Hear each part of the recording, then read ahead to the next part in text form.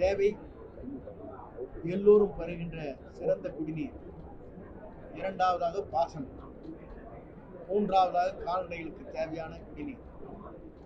இந்த அனைத்தும் கிடைக்கப்பெற வேண்டும் என்ற நோக்கத்தோடு தான் 1972 இன்று வரையிலும் காவிரி நீருக்காக நாம் தொடர்ந்து மேலே அணைகள் கட்டக்கூடாது, மேகதாது அணை என்ற முறையில் நம்முடைய தமிழக முதல்வர் அவர்கள் பாரத பிரதமரை சந்திக்கின்ற போது இது போன்ற எண்ணற்ற கோரிக்கைகள் அங்கே வைத்தார். மீனவர் பாதுகாப்பு, விவசாயிகளுடைய பாதுகாப்பு, அதே நேரத்தில் சட்ட ஒழுங்கு, மேகதாது அணை போன்ற பல்வேறு கோரிக்கை இங்கே வைக்கப்பட்டிருக்கிறது.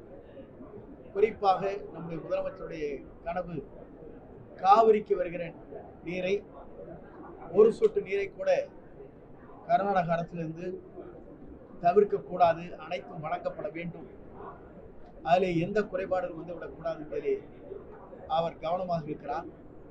மேகதாது அணையை பொறுத்தவரையிலும் சட்ட ரீதியாக அதை கட்டக்கூடாது, அதற்கான நடவடிக்கை மேற்கொள்ள வேண்டும் என்று பாரத பிரதமரை எடுத்துச் சொல்லியிருக்கிறார். அதற்கான நடவடிக்கை மேற்கொண்டு வருகிறார். ஆகவே காவிரி நீர் இருந்தாலும் சரி, பவானி சாகராக இருந்தாலும், பிஏபியாக இருந்தாலும், ஆலியாராக இருந்தாலும், தாமிரபரணியாக இருந்தாலும், வைகையாக இருந்தாலும், எல்லா அணைகளும் தூய்மையாக இருக்கப்பட வேண்டும் என்ற நோக்கம் அவரிடத்தில் இருக்கிறது.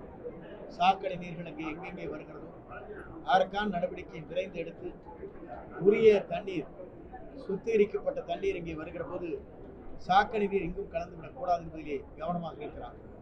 ஏனென்று சொன்னால் இன்றைக்கு 15 ரூபாய் கொடுத்து ஒரு பாட்டில் தண்ணீரை எடுத்து செல்வதை காட்டிலும் எந்த இடத்தில் வேண்டுமானாலும் டேப்பை திருப்பினால் அந்த சுகாதாரமான தண்ணி கிடைக்கப்பட வேண்டும் என்பது அவருடைய லட்சிய பயணமாக இருக்கிறது. அந்த பயணத்தை பொறுத்தவரையிலும் தமிழ்நாடு வெற்றிகரமாக நிறைவேற்றிருக்கிற ஒரு முதலமைச்சராக விளங்கிக் கொண்டிருக்கிறார் என்பதை இந்த நேரத்தில் தெரிவித்தார்.